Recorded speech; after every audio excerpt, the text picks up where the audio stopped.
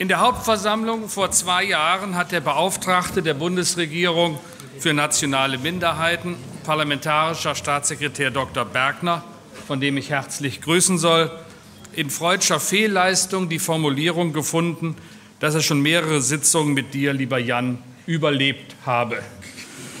Anmerkung: Jan Nuck und ich arbeiten schon 11 Jahre zusammen und haben es beide überlebt.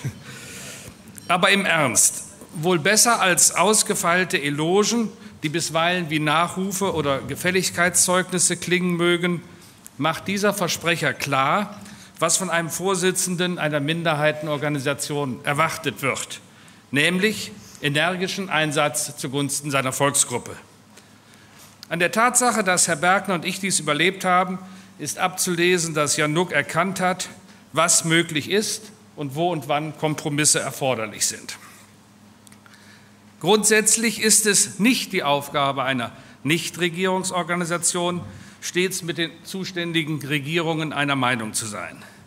Wenn dies so wäre, dann bräuchten wir das zivilgesellschaftliche Element nicht zur Formulierung und Durchsetzung der spezifischen Bedürfnisse einer Bevölkerungsgruppe, wie zum Beispiel einer nationalen Minderheit.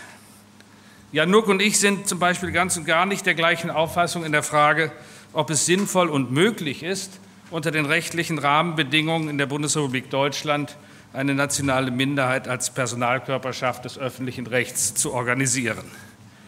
Gleichwohl oder gerade deshalb ist der Einsatz von Jan Nuck für die sorbischen Belange Maßstab und Vorbild für den oder die zu wählenden neuen Vorsitzenden. Ich wünsche der Versammlung, dass sie einen Nachfolger findet, der mit gleichem Nachdruck wie Jan Nuck dem sorbischen Volk dient. Als kleines Zeichen der Verbundenheit, lieber Jan, darf ich dir ein Blumengebinde überreichen, das du möglichst bald an deine Frau weitergibst.